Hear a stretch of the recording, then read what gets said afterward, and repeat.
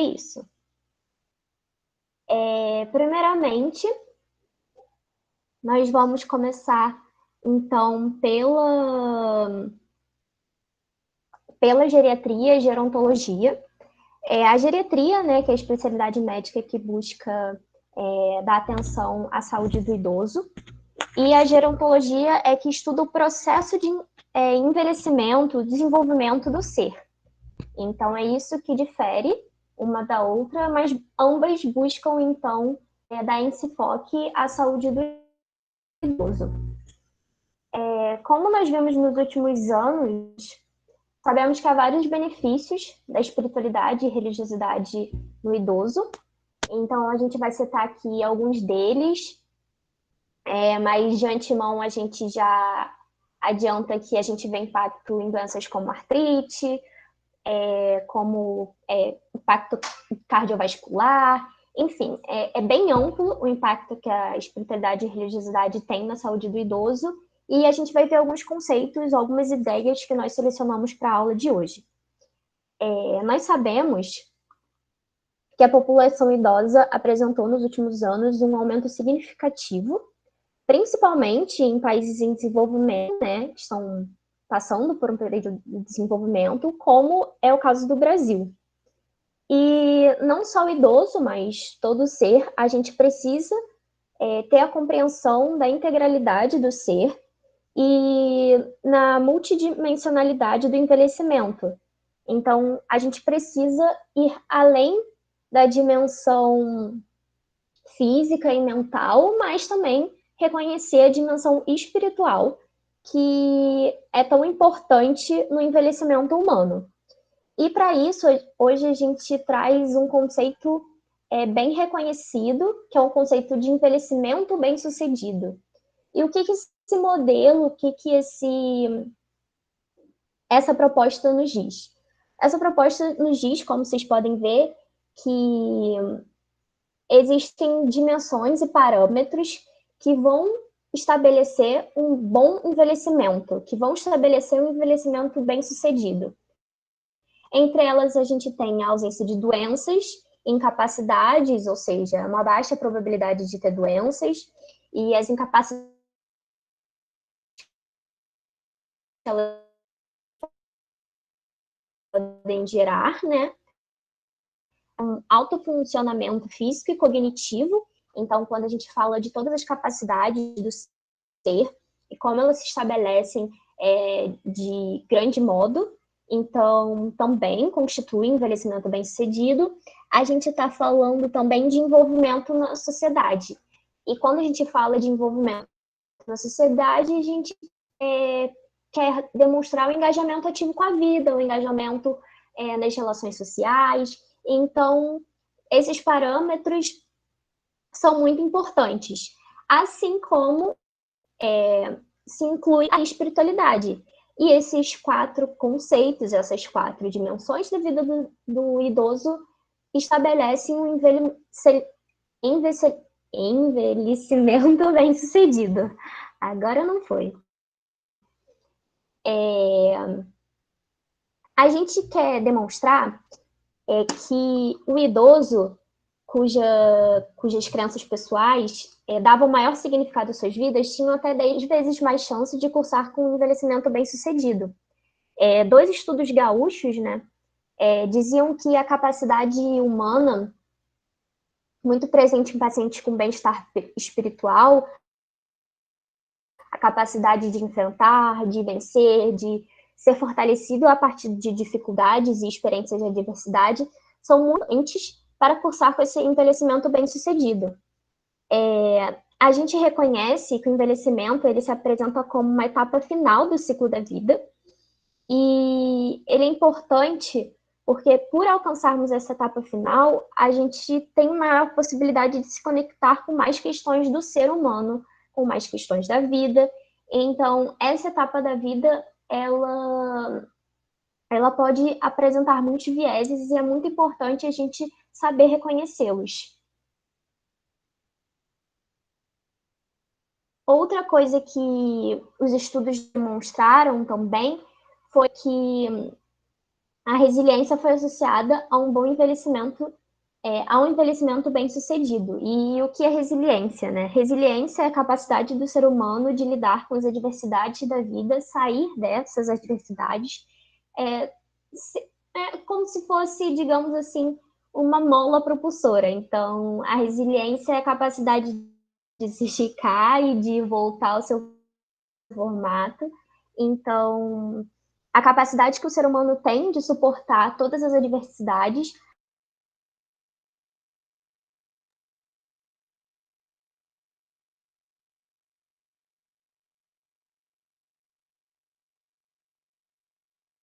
A capacidade especificamente, então, nesse sucedido. A gente precisa reconhecer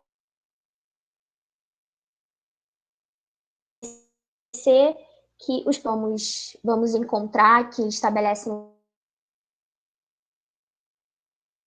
relações com as questões espirituais, elas são muito comuns na cidade. Então, há muitos problemas de saúde na idade avançada, amplamente conhecidos, mas é preciso reconhecer o impacto que eles têm durante a idade avançada, durante o final de vida.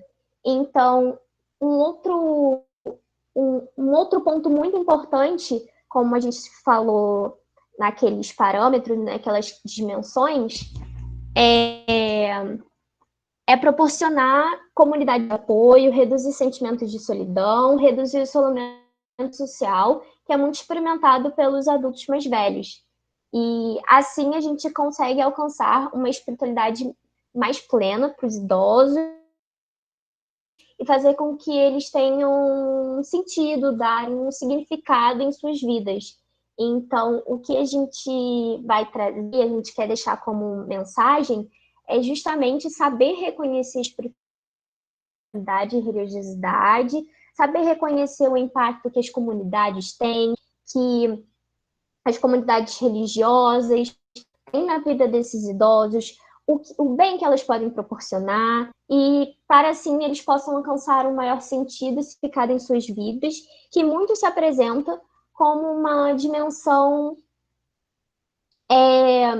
muito necessária nesse momento de final de vida, de finitude, e é isso que a gente quer demonstrar.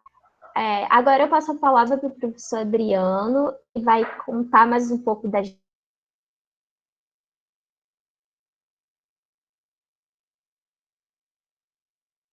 tem nos demonstrado.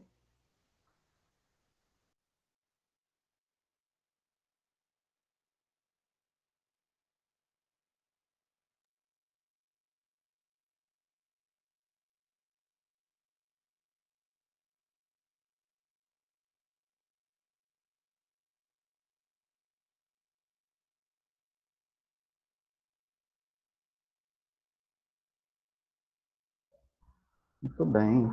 Boa tarde a todos, muito boa tarde. Eu sou professor da disciplina de saúde e espiritualidade, assim como o Júlio, Ana Rosa, que vão também falar hoje. E a nossa etapa, né, continuando o trabalho que a Vitória começou, é conversar sobre o envelhecimento. É importante lembrar que a gente não está tratando do envelhecimento do ponto de vista do geriatra, né? A gente está falando da dimensão de espiritualidade e religiosidade. A gente não vai falar muito detidamente sobre as apresentações clínicas das doenças geriátricas, o impacto que a doença tem, o aspecto, as dimensões físicas tem sobre o indivíduo nessa idade. Bom, a gente estava falando de envelhecimento bem-sucedido e agora há pouco a Vitória estava falando da questão das comunidades, né? É importante a gente lembrar que a vivência religiosa do indivíduo, ela passa por diversos aspectos, sendo que a vivência na comunidade religiosa é um desses aspectos, para qualquer um, mas em particular para os idosos. Muito porque uma boa parte dos idosos já está fora do mercado de trabalho, já tem filhos e netos seguindo a sua vida, então eles têm um maior tempo, muitas vezes, para se dedicar à comunidade, e essa vivência comunitária, a gente vai falar daqui a pouquinho sobre isso, também tem um papel importante na sua percepção de vida e na melhora da aproximação do final de vida, né? A gente, muitas vezes, tem, na nossa cultura ocidental, uma dificuldade de falar em final de vida. E é importante lembrar que todos nós vamos chegar ao final da vida.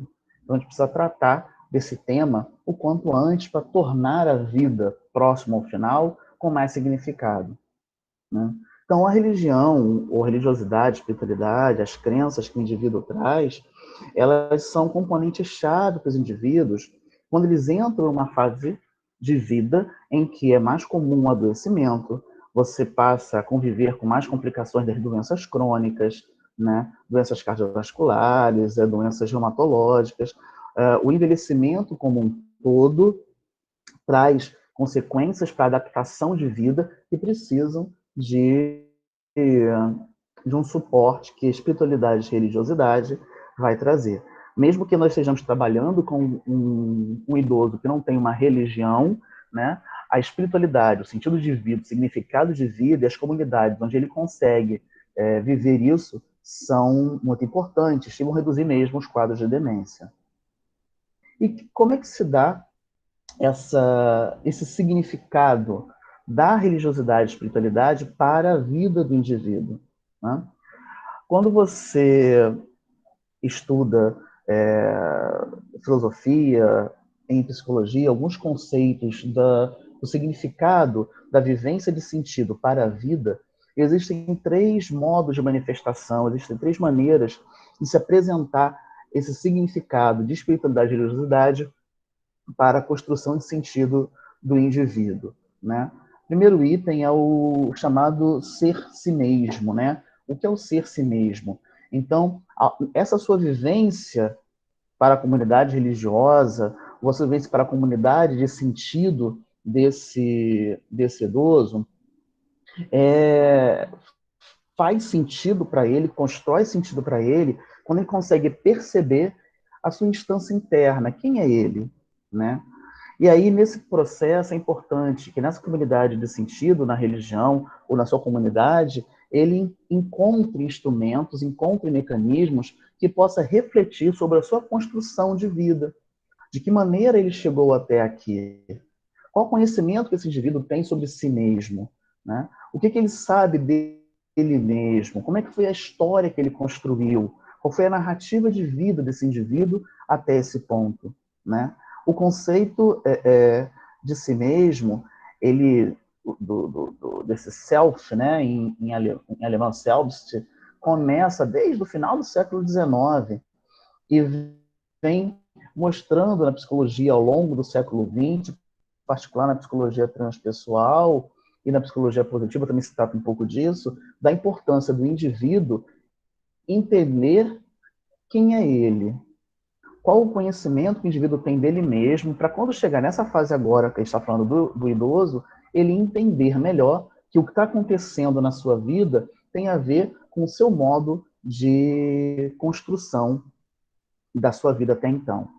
Um outro aspecto, um outro modelo é o ser junto ao mundo.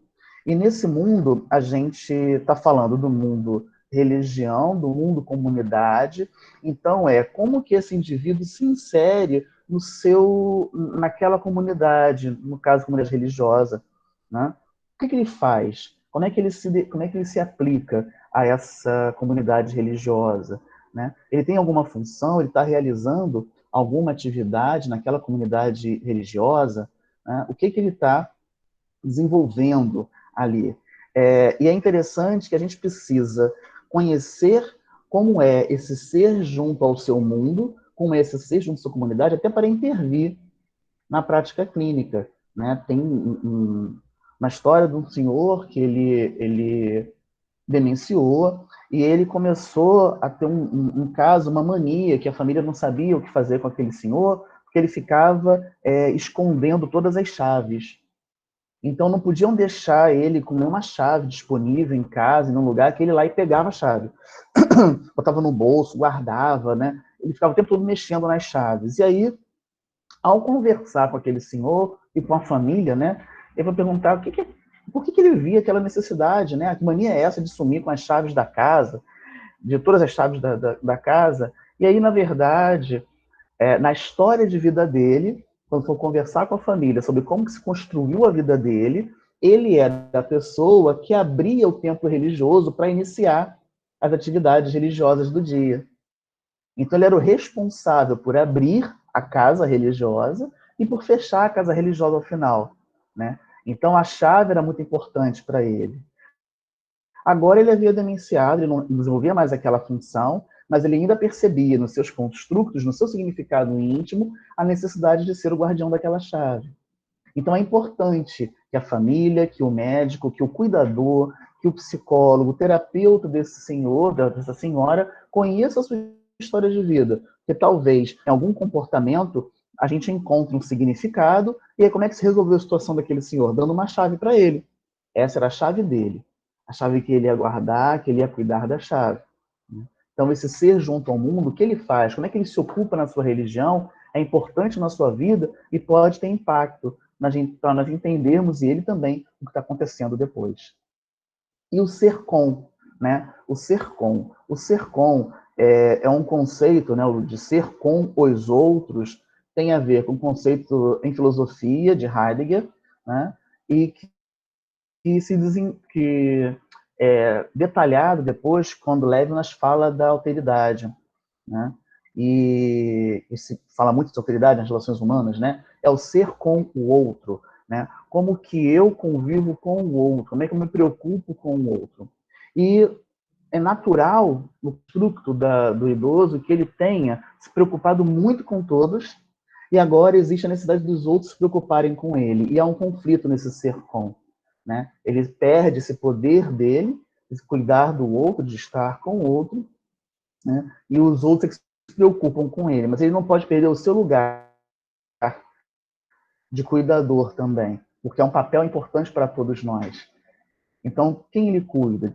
Com quem ele se preocupa? De que maneira ele pode continuar desempenhando esse ser com? Porque o ser si mesmo, o ser junto ao mundo, o ser com, compõe o significado dessa sua vivência de espiritualidade para o significado da sua própria vida. Então, é necessário passar por essas dimensões para que você complete e efetivamente alicerce esse significado na vida do indivíduo. A religiosidade, então, ela vai ser concebida como fonte de sentido para a vida humana, se você consegue dar conta, se você consegue completar essas etapas da vivência. Essas etapas são apenas para o idoso? Não. Mas é particular, importante que nós compreendamos como isso se dá para auxiliar o idoso que nos procura muitas vezes com uma falha em um desses pontos, uma dificuldade, conflito em relação à sua constituição, em relação à sua história de vida, em relação à sua ocupação. Outros assumem, ele não tem mais a sua ocupação. Como é que você dá conta de manter alicerces para a construção do seu sentido de vida? Bom, falando do impacto mais diretamente na questão clínica, a gente sabe, os estudos mostram para a gente, né, a gente tem algumas referências que a gente vai apresentar no final, que existe um impacto muito importante na redução de depressão, de uso e abuso de substâncias, lícitas ou não, né, no declínio cognitivo, no bem-estar, nos níveis de bem-estar, em status funcional e mesmo as demências. A gente está destacando o Alzheimer, mas as demências em geral. Então, existe uma melhor qualidade de vida do idoso se ele consegue dar conta, consegue viver ao longo da vida de uma forma significativa. E esse significado se constrói em muito pela dimensão espiritualidade. Então, o indivíduo que vive ao longo da vida a sua espiritualidade, consegue aumentar o seu nível de espiritualidade, conseguindo ganhar sentido, conseguindo perceber quem é ele mesmo, conseguindo ter um papel importante naquela comunidade em que ele está inserido, e uma relação com o mundo, com a sociedade, com o outro, de valor, ele vai, então, ter níveis mais baixos de doenças neuropsiquiátricas. Então, uso e abuso de drogas, de substâncias lícitas ou ilícitas, a medicalização, uso de álcool, né? O declínio cognitivo. Então, é importante lembrar que para uma melhor qualidade de vida, para um melhor bem-estar, é importante trabalhar ao longo da vida do indivíduo, não só quando chegar na idade mais avançada, mas é importante trabalhar ao longo da vida. E também é importante destacar a questão da remissão da depressão quando há maior espiritualidade. Então, se eu trabalho, se eu utilizo espiritualidade, se o indivíduo consegue ter um coping positivo, ou se eu estimulo o coping positivo para esse idoso, e ele está deprimido, ele tem alguma forma de declínio, e até também declínio cognitivo, eu consigo restabelecer em parte essa situação clínica que está apresentada. Então, tanto funciona como uma prevenção dessas instâncias clínicas, como também dinamiza a melhora clínica desses pacientes. É muito interessante que, publicado agora há pouco na Neurology, né, a questão das leituras religiosas como alternativa terapêutica para pacientes demenciados que estão agitados. É muito natural, né, paciente com demência agitar, às vezes até agredir, se tornar mais agressivo com outros companheiros, com a família, enfim. Então, tem sido um instrumento importante a leitura de textos religiosos, textos significativos para aquele idoso, a própria prece, né? Então, é importante ser sabedor disso, é importante que a família tenha esse contato, esse conhecimento, porque é um grande aliado quando se lida com pacientes que estão agitados e já demenciados. Claro que isso tem impactos diferentes se aquele indivíduo já tinha o contato com a leitura religiosa e a prece anteriormente, nesse controle da agitação dos pacientes demenciados. Outro ponto muito importante é a questão do final de vida, né? O final de vida, ele é uma realidade, a finitude é uma realidade. E tomar consciência dessa finitude pode trazer uma dificuldade muito grande para a vivência, para a vida do indivíduo. Paliativo, o paciente que está vivendo a questão da terminalidade, né? Mas também os indivíduos percebem aproximando do final da vida. O bem-estar espiritual, ele protege o indivíduo de uma falta de sentido, né? Nesse período final, ele ajuda o indivíduo a encontrar sentido mesmo dentro do final de vida, né? O sentido ele existe até o final da vida, é importante trabalhar isso com o indivíduo, e é muito significativo. Tão significativo que a maior parte dos pacientes, quase a totalidade dos pacientes, gostariam de ser questionados sobre suas questões espirituais se eles estivessem gravemente doentes, né? E a gente não pode deixar para falar sobre isso de maneira mais intensa apenas quando se chega à proximidade do final de vida. É aquela história, você está com câncer, você tem religião? Você não pode fazer isso. Você precisaria já, desde o início, começar a conversar com o seu paciente sobre essas questões, até que, chegado a determinado momento, você consiga utilizar o que ele já ofereceu para você em relação à sua vivência em espiritualidade, procurando que isso auxilie, utilizando essas questões espirituais do seu paciente, a vivência espiritual do seu paciente, para melhorar esse final de vida dele. Ele consegue valorizar menos a dor, ter menos sofrimento, né? Aceitar melhor as condições que envolvem aquele momento e perceber que a sua vida como um todo teve um sentido, que ela não se resume àquele pedaço final da vida. E isso, com certeza, melhora o bem-estar e melhora a vivência desse final de vida. Existem aspectos negativos? Sim, existem alguns aspectos negativos. Koenig fez um grande estudo de coorte, onde identificou que as dúvidas, os conflitos religiosos, eles se relacionam à maior mortalidade. Então, indivíduos que chegam nessa fase final de vida com muitas dúvidas sobre o sentido, sobre o significado, sobre o sentido da sua própria vida, e com muitos conflitos religiosos que ainda não conseguiram definir qual o melhor caminho para a sua construção de sentido, tendem a morrer mais cedo, tendem a morrer mais do que aqueles outros que já conseguem construir e constituir sentido. Outro ponto importante é que a gente identifica esses conflitos através da percepção de descontentamento espiritual, de pensamentos de punição, de questionamento dos poderes de Deus. Então é importante a gente trabalhar e realizar a nossa anamnese espiritual, colher a nossa história espiritual, verificando como está o coping religioso desse paciente. Porque se ele percebe religião, percepção da religião como uma punição de Deus dentro da sua doença, é preciso ressignificar isso. Individualmente, o médico, a equipe de atendimento, o enfermeiro, enfim, a equipe de atenção à saúde pode atuar nesse ponto, mas também é importante o papel do agente religioso, seja o agente da própria religião desse idoso, desse paciente, ou um agente religioso que você tenha na sua clínica da família, no seu hospital, que pode também intervir buscando construir com esse idoso um novo significado para a sua vivência espiritual, para a sua vivência religiosa.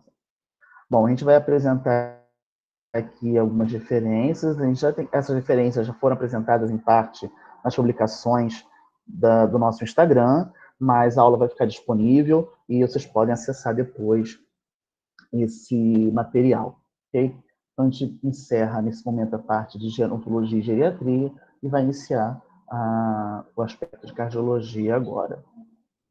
A gente está pedindo, o pessoal está solicitando que se desligue as câmeras. A gente está gravando, né? Pode ser que nem todos queiram autorizar o uso da sua imagem e também melhora o fluxo de dados para quem não tem uma boa internet. Então, por favor, fechar as câmeras para poder ajudar ao grupo todo a conseguir.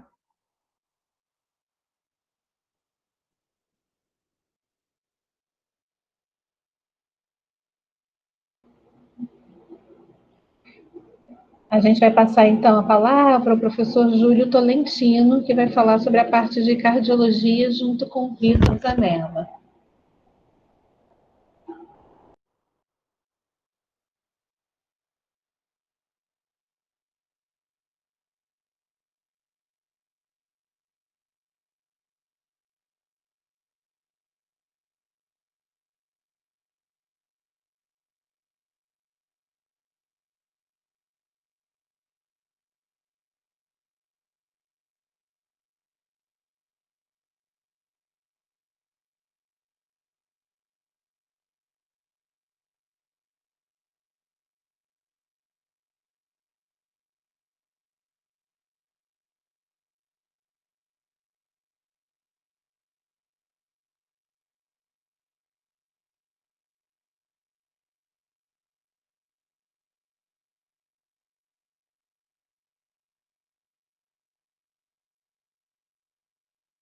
Seu microfone está desativado, Júlio.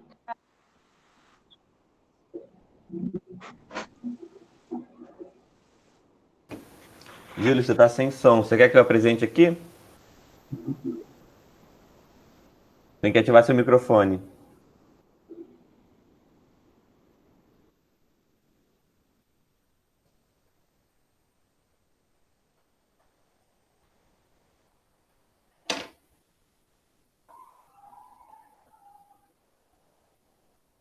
Não estou ouvindo, Júlio. Você ainda tem que ativar seu microfone na plataforma do Google Meet.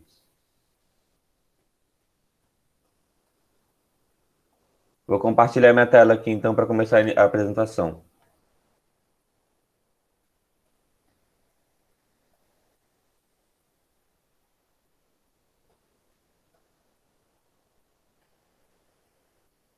Pronto.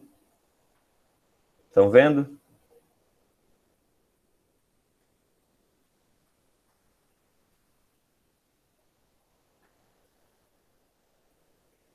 Tá dando para ver minha tela, gente? Alguém me confirma, não? Ah, então...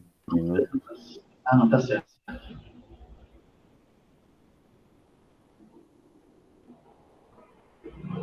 Pronto, vou colocar aqui o slide. Alguém sabe me dar um sinal para ver se está aparecendo aí que a gente pode começar.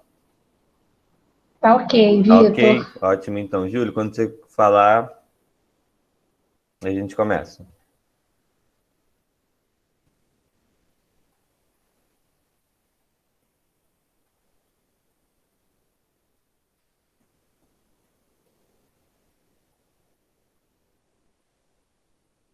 Júlio? Você tem que ativar seu microfone, professor, no Google Meets mesmo. Ele está desativado.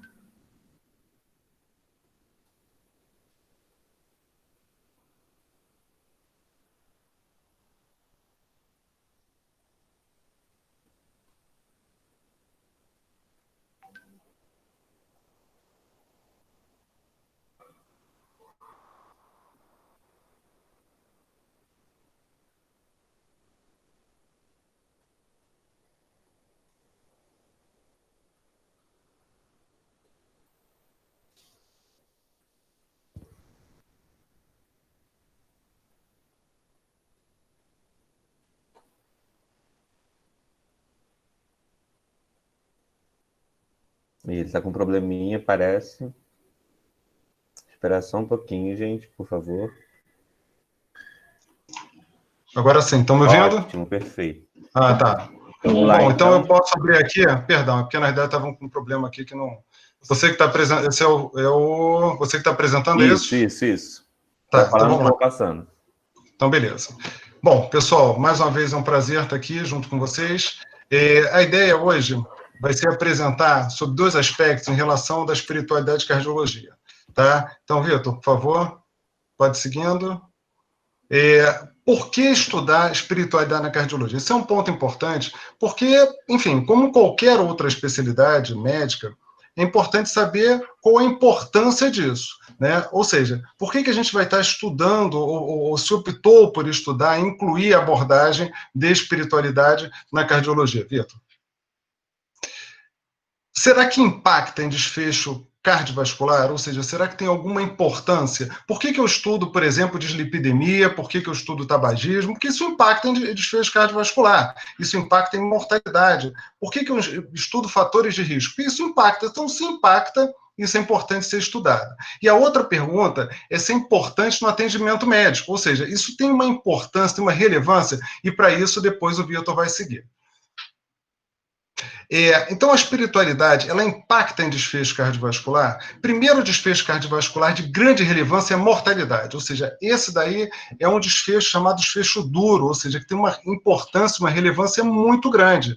Então, é preciso saber, isso impacta em mortalidade, ou seja, é algo tão importante, tão robusto, a espiritualidade, e, eventualmente, que a gente vai comentar agora, a religiosidade, impacta em mortalidade? Harold Koenig fez um estudo, e isso foi reproduzido já por outros estudos, que de forma muito robusta, ele tem um impacto em 75% de mortalidade, de uma queda de 75% da mortalidade na maioria dos estudos. Ou seja, tem estudo em que em torno de 5% aumentou a mortalidade. Nós já conversamos sobre isso, que isso tem muita relação com coping e religiosidade extrínseca, ou seja, aquelas pessoas que utilizam mal da religiosidade. Então, os estudos não são em espiritualidade, os estudos são religiosidade. Em religiosidade, num padrão extrínseco e num modelo de um coping negativo, ele pode aumentar a mortalidade. Tá? Mas é muito importante que a gente tenha consciência em que isso daí é um percentual pequeno e tem esses viés. Agora, na maior parte, realmente diminui a mortalidade. Religiosidade e espiritualidade. Tem um dado importante, tem um estudo muito interessante, eu vou citar apenas um, esse foi acompanhado por 20 anos em mulheres que não tinham doença cardiovascular, que não tinham câncer, quase 75 mil mulheres, em que foi visto o seguinte,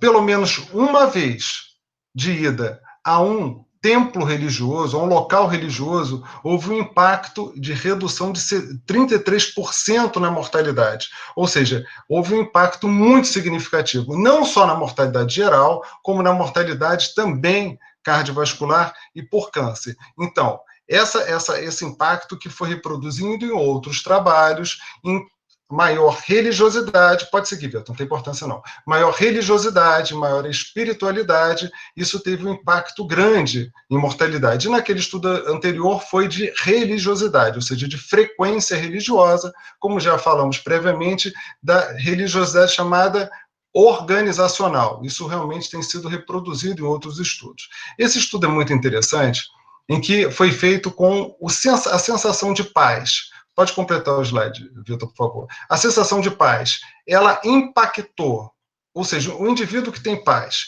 ele chamada paz interna, harmonia interior, isso impacta em mortalidade, ou seja, é importante eu saber se uma pessoa ela está vivenciando a paz interior, a harmonia, o que parecia ser de cunho religioso foi trazido para um contexto científico e clínico de grande relevância. Ou seja, as pessoas nesse estudo que foi acompanhado, que houve um acompanhamento, ele reduziu a mortalidade em 5 anos em 20% naqueles indivíduos que têm uma sensação de paz, que se dizem ter sensação de paz profunda e de harmonia interior. Outro dado interessante é o seguinte, esse daí que foi falado em tudo que foi comentado de mortalidade também tem desfecho clínico, mas não é desfecho clínico pequeno, desfecho clínico clinicamente significativo, ou seja, as pessoas com maior religiosidade, com maior espiritualidade, na grande maioria dos estudos tem menor doença coronariana, tem menor hipertensão arterial, tem menor chance de ter acidente vascular cerebral e tem o melhor desfecho em cirurgia cardíaca, logo mostrando que isso é impactante. Agora, olha que curioso, isso daí foi demonstrado que essas pessoas eles têm um benefício, ou seja, há um benefício em desfecho clínico, ou seja, hipertensão, doença coronariana, AVC, mas qual é o mecanismo disso? Um potencial mecanismo em que aumento de frequência religiosa, engajamento com a religião, que é uma coisa muito importante, espiritualidade. Por que isso se beneficia? Provavelmente não é um salto, ou seja, eu, por exemplo, que sou uma pessoa que sou mais espiritualizada, eu tenho maior benefício, maior chance de ter algum evento cardiovascular, doença coronariana, AVC, infarto. Mas por quê? Será que é um salto isso? É uma coisa intuitiva? Ou então não? Ou será que é porque eu tenho melhor hábito de vida? Enfim. E aí tem mecanismos biológicos envolvidos.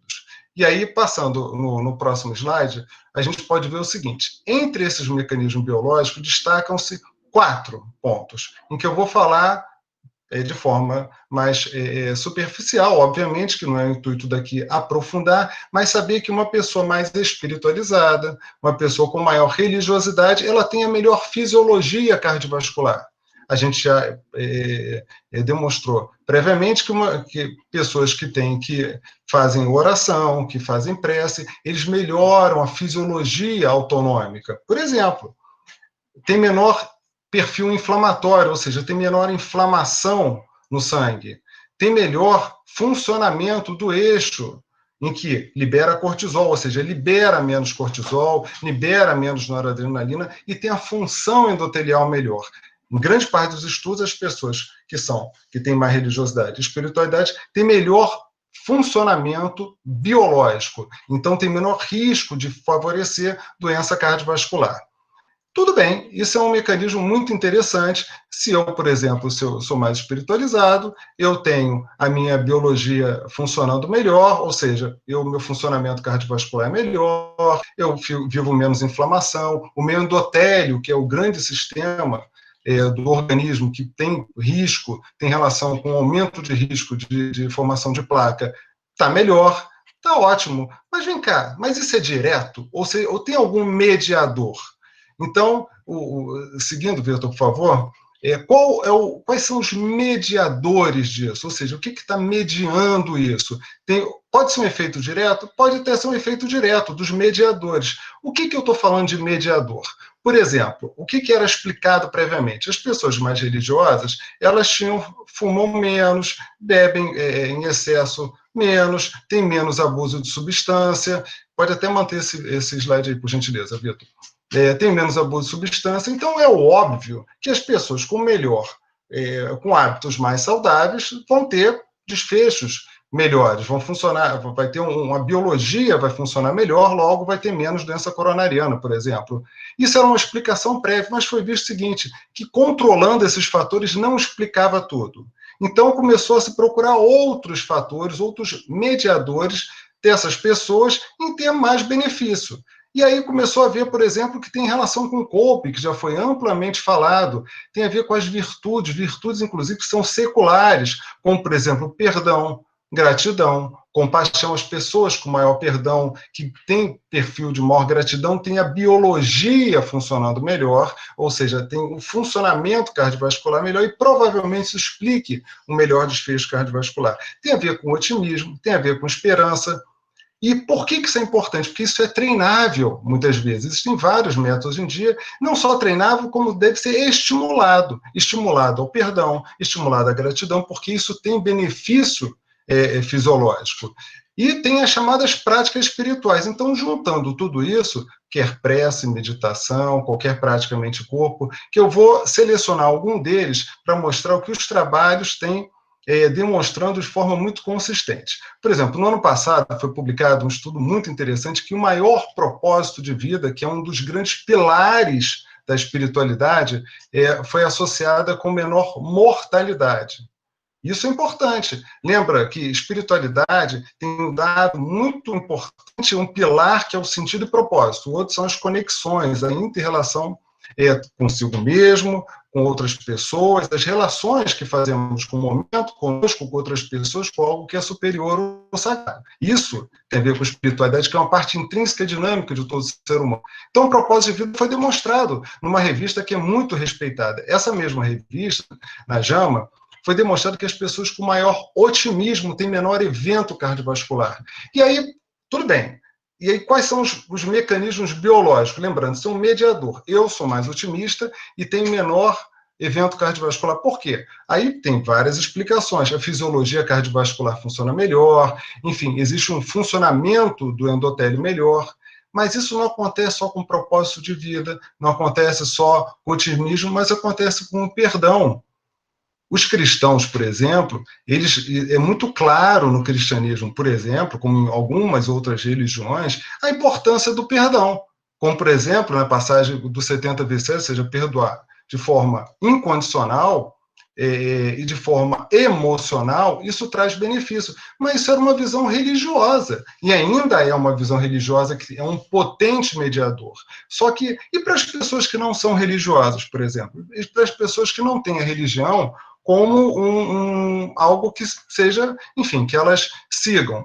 E para as pessoas que são agnósticas, ainda assim o perdão tem benefício? E para os ateus, é importante o perdão? Sim, é importante. Por quê? Porque o perdão, ele, de acordo com o Tyler VanDerWeele, que é um grande pesquisador e professor em Harvard, produz imensamente, foi demonstrado o seguinte, que o perdão tem tanto benefício, não só do ponto de vista cardiovascular, com o funcionamento endócrino, tem a chamada endocrinologia do perdão, é tão benéfico que ele deveria ser tido como algo um problema de saúde pública, ou seja, um benefício para a saúde pública. Pode seguir, Vitor, por favor. E a gratidão, ela tem desfecho positivo? Sim, tem sido demonstrado amplamente que a gratidão ela tem benefício também na questão do funcionamento cardiovascular. Logo, existe terapia da gratidão, existe o estímulo, e que cada um de nós estimule a gratidão, pensando do ponto de vista biológico e do ponto de vista de diminuição de evento cardiovascular, que é um ponto, que é um braço do que a gente estuda em relação à espiritualidade. Pode seguir, Vitor, por favor? E o voluntariado, ele tem relação com benefício cardiovascular? Foi visto o seguinte, em adolescente, que diminuiu o risco, diminui a chance de ter fator de risco. Por exemplo, de ter um marcador inflamatório aumentado, que é uma citocina, que é a interleucina 6, naqueles jovens, nos adolescentes, que têm envolvimento com voluntariado. Esse é um trabalho em que eu sou acolhido, em Caxias, por exemplo, em que a garotada lá é estimulado muito o trabalho voluntário deles. Isso daí se fazia de forma, assim, obviamente nunca se pensou nisso, mas vejam como isso já vai ser independente, um mediador positivo para a vida deles, independente de outros benefícios que tem, que envolve a religiosidade, que envolve a espiritualidade, como eu falei, hábitos de vida melhor, enfim, um suporte social melhor, mas isso, isoladamente, o envolvimento com o voluntariado, isso tem sido importante e benéfico do ponto de vista cardiovascular. Por favor, Vitor.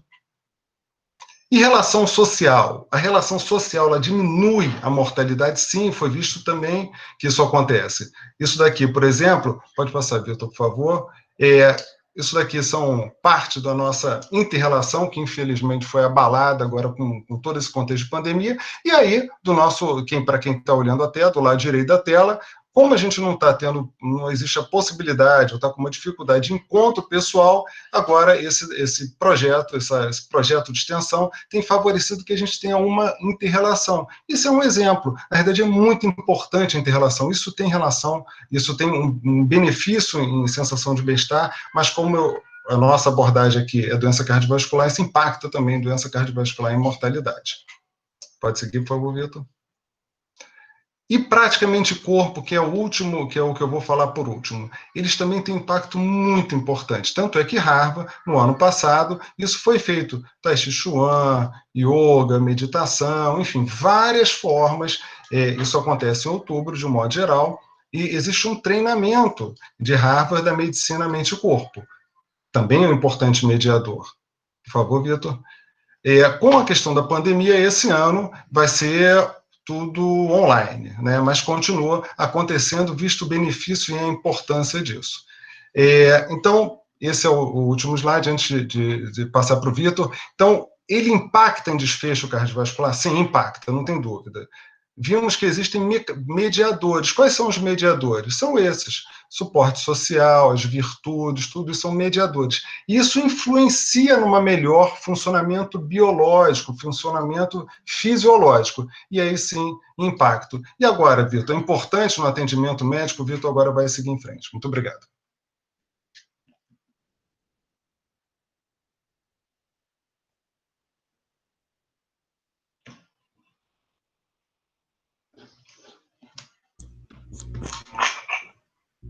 Vitor, seu microfone está desligado.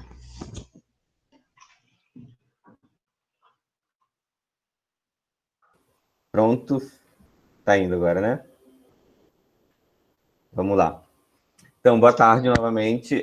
Eu vou dar continuidade aqui agora à última parte da aula e vou tentar trazer um pouco da noção de toda essa evidência que foi trazida para a gente, de todo esse conhecimento e da influência que a dimensão espiritual tem num todo na saúde do indivíduo, causando menor mortalidade, causando melhores desfechos nas doenças, tanto ao fim de vida também como nas doenças crônicas, que a gente sabe que são muito prevalentes hoje em dia na sociedade, para tentar encaixar em como a gente utiliza desse conhecimento para acessar a prática clínica realmente, para acessar isso no nosso paciente e para conseguir trazer a partir disso um uso desse conhecimento todo, né?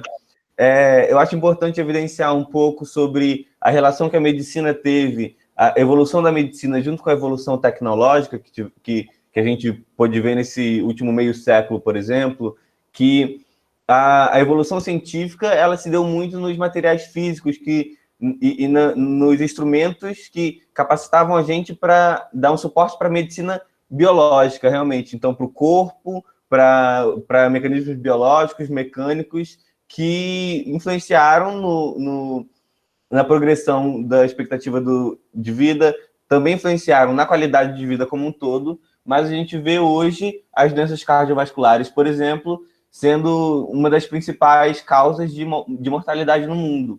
E a gente associa muito isso ao processo natural de morrer, ao processo natural da morte também, do envelhecimento e tudo mais. Mas como a gente pode ver nesses estudos, tanto falando da parte da geriatria quanto da cardiologia, essa mortalidade associada à dimensão espiritual, que antes não era muito levada em conta nesses indivíduos, ela pode promover ainda mais, com suporte nesses aparatos tecnológicos que a medicina ganhou com todos esses últimos anos, pode promover ainda mais um bem-estar e uma qualidade de vida que a gente sabe que é muito difícil chegar hoje em dia aos 80 anos com uma qualidade de vida, digamos assim, invejável, mas a espiritualidade ela nos dá essa ferramenta, mostrando que uma espiritualidade bem trabalhada desde o início, assim como a preocupação com a saúde mental, biológica e social, que são realmente as bases da saúde do ser humano, ela pode ajudar realmente para a prática, tanto para a redução da mortalidade no final, quanto para uma melhora de fim de vida, que a gente sabe que, assim como o Adriano disse, que é irremediável, nossa vida tem um fim, mas a gente pode levar ela com maior qualidade até onde conseguirmos. E aí, a partir dessa pergunta, então, a gente pensa, a gente tem tanto conhecimento, tem tanta evidência científica nisso, então, por que a gente não vê na prática isso sendo usado como um todo? Por que a gente não vai na nossa consulta e o médico aborda hoje nossa espiritualidade? E essa é uma pergunta, na verdade, que ela própria não é válida, porque hoje em dia a gente já tem essa prática, a gente já tem esse estudo muito rígido e já tem as técnicas de como aplicar, porém ele ainda não foi capilarizado realmente para chegar nos mais diversos atendimentos clínicos. Mas o assunto é principalmente debatido muito na academia, nas escolas de residência, em cursos de atualização, faltando então apenas para a gente conseguir ver essa diferença da prática, essa difusão desse conhecimento. E aí, agora, para falar um pouco sobre o que está sendo feito na prática, é importante a gente falar, falando de cardiologia, a gente falar sobre o GENCA, que é o Grupo de Estudos em Espiritualidade e Medicina Cardiovascular, que é um grupo de estudos de dentro da Sociedade Brasileira de Cardiologia, que contém mais de 800 pesquisadores, inclusive o Júlio é um deles. Então, assim, é promovido muita pesquisa, é promovido muito debate dentro do grupo, e, se eu não me engano, o Júlio me corrija, eu acho que é o maior grupo de estudos dentro da Sociedade Brasileira de Cardiologia. Eu acho que eu escutei ele falando isso esses dias, então peguei esse dado para agora aqui. Enfim, e eles têm promovido muitos estudos, muitos trabalhos e difundido muito esse conhecimento. Tanto que a Sociedade Brasileira de Cardiologia, através do GENCA, que foi uma produção dos colaboradores do GENCA, lançaram, na atualização das diretrizes de prevenção de doenças cardiovasculares, um capítulo sobre espiritualidade e os fatores psicossociais. Então, assim, mostrando que realmente isso já está no campo da prática. A gente já tem esse conhecimento, a gente já tem essa medicina baseada em evidências que está sendo levada para a prática, para a ponta do tratamento, que é isso, que é para isso que é gerada a ciência, para isso que tem essa evolução toda.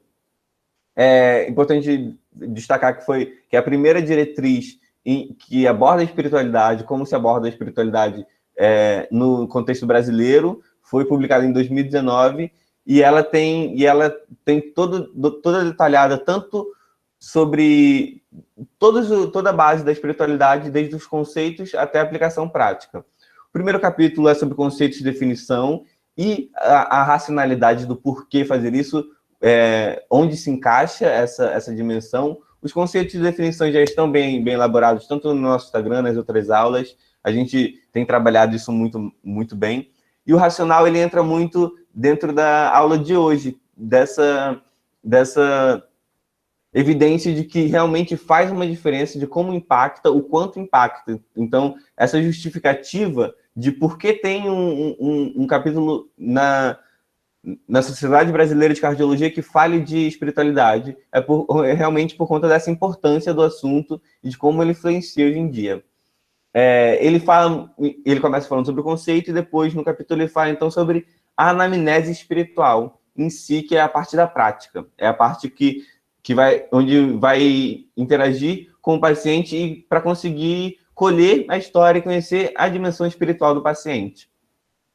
A anamnese espiritual, ela é muito vista, às vezes, como uma coisa que vai ficar fora da anamnese, porque não há tempo de se abordar mais uma coisa. Dentro de um consultório que você tem 15 minutos, você não consegue abordar a espiritualidade, ou então muitas pessoas não usam por ter receio de abordar esse assunto e não saber como manejar depois a situação, porque realmente ela não é apenas para expor a dimensão espiritual do paciente, mas sim para você, com aquele conhecimento, conseguir aplicar aquilo na intervenção terapêutica.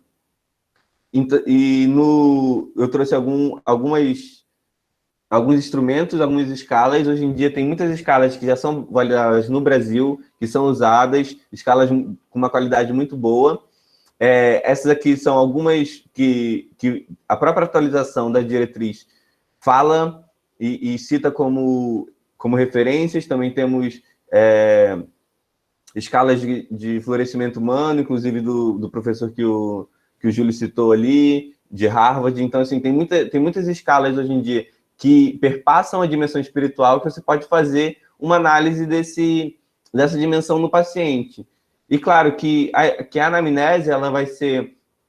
Tem que saber o momento de abordar, tem que saber como também, e ela vai ser construída junto com a relação médico-paciente, a relação ali que for construída para abordar o direcionamento terapêutico.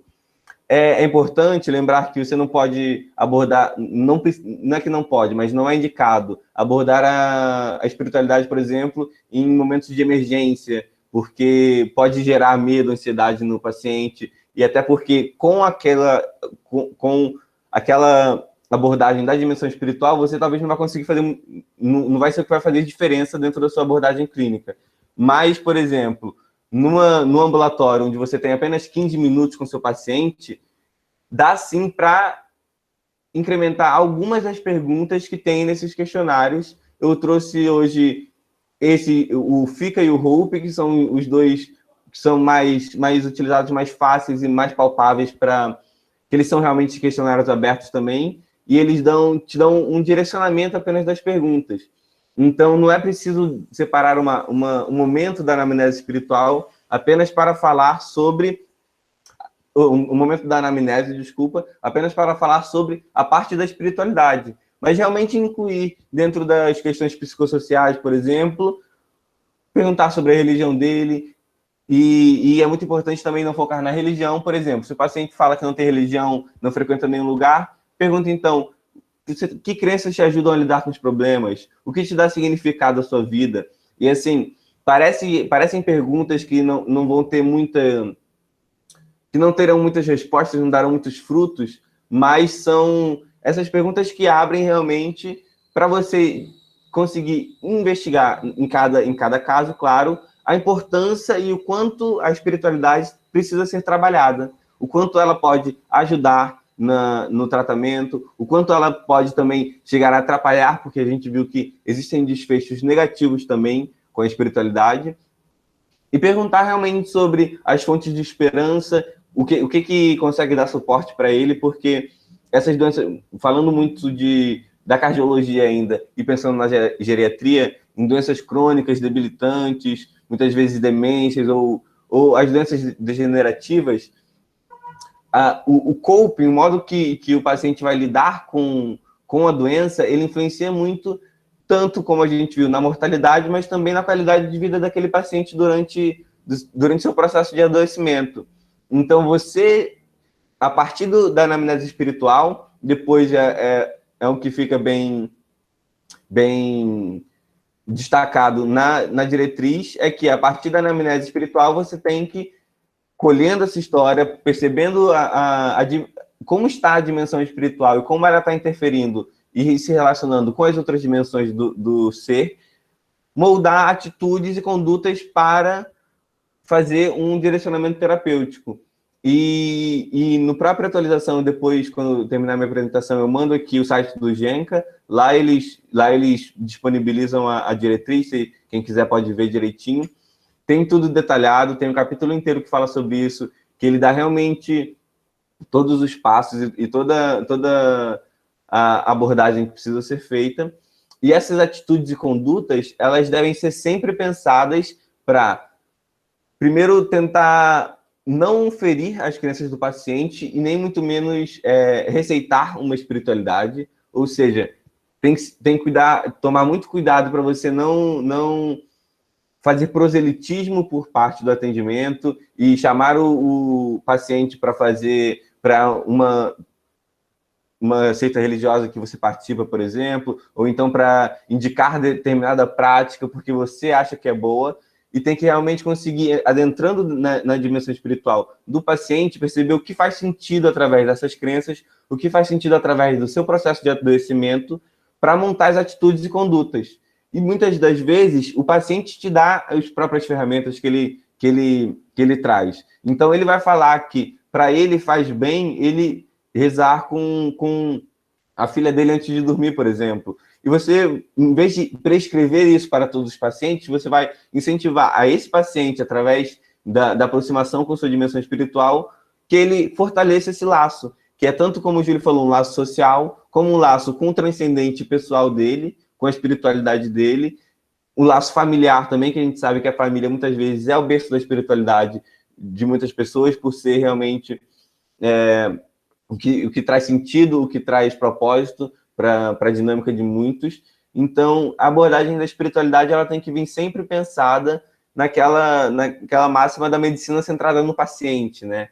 Que chega até a ser óbvio, porque você precisando descobrir o que faz sentido para aquele paciente, você só vai conseguir investigar com ele. Então, a anamnese espiritual e os questionários que tem, eles nos ajudam a adentrar dentro dessa dimensão no paciente. E essas perguntas não precisam ser feitas em ordem, não precisam ser feitas do jeito que está aqui, é apenas para dar ideia de onde pode estar escondida a espiritualidade, como acessar o sentido, as crenças e o propósito de cada paciente. E depois a diretriz termina falando exatamente sobre a prevenção primária e secundária, que vai muito nesses estudos que foram falados a respeito do impacto da espiritualidade na saúde como um todo, ou seja, essa ferramenta, essa tecnologia que a gente sempre teve, a tecnologia humana, que é a espiritualidade, movendo a dinâmica de saúde, ela pode impactar diretamente na prevenção primária e na prevenção secundária, que tanto vai economizar economicamente no sistema de saúde, como vai promover uma menor mortalidade, maior qualidade de vida, uma menor taxa de adoecimentos e de complicações por doenças crônicas.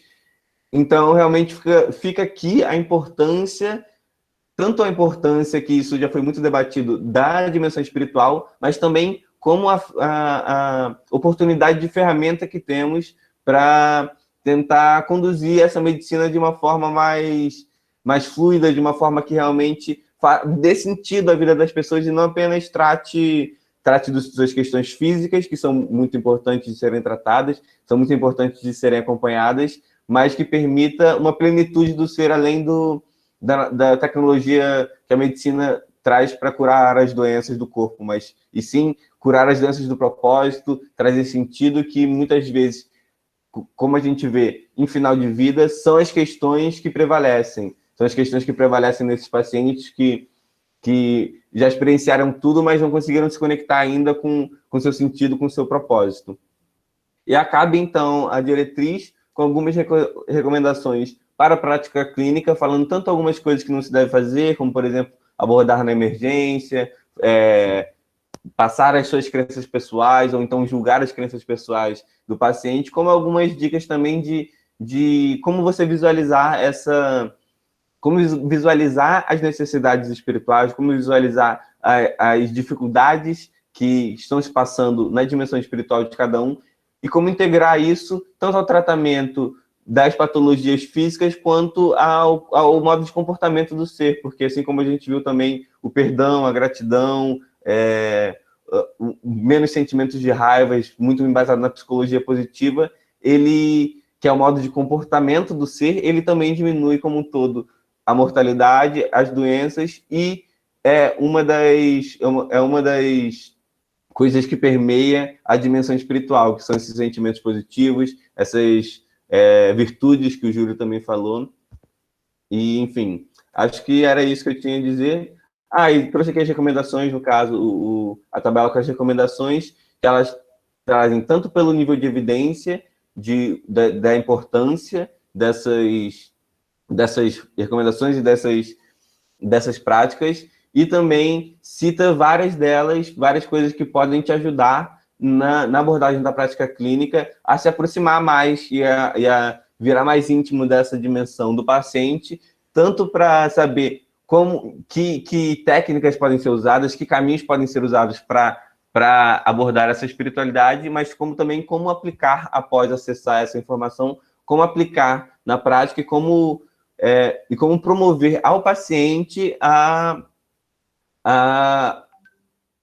integridade dele, sempre pensando nas crenças, sempre respeitando a espiritualidade individual e sempre tentando trabalhar com aquilo que o paciente, com as queixas que o paciente traz e com as necessidades que ele demonstra para nós e que são geralmente as coisas que trazem as dores e as dúvidas do mesmo.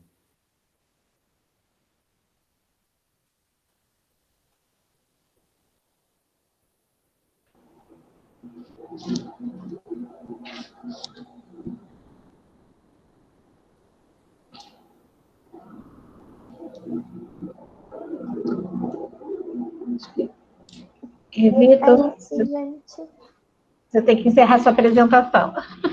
Estou tentando, estou procurando onde que é.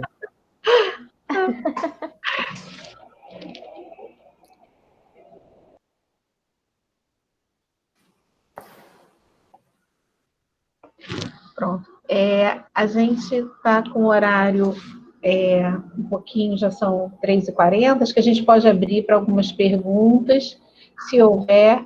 Lorenzo também acompanhou o chat. O professor Adriano precisou sair, mas a Vitória está aqui sobre a parte de geriatria, mas se alguém tiver alguma dúvida depois que a gente responder agora, a gente pode depois responder no Instagram da disciplina, que todos aqui acho que já acompanham. Então, eu vou deixar para o Lorenzo conduzir essa nossa parte final, tá bom?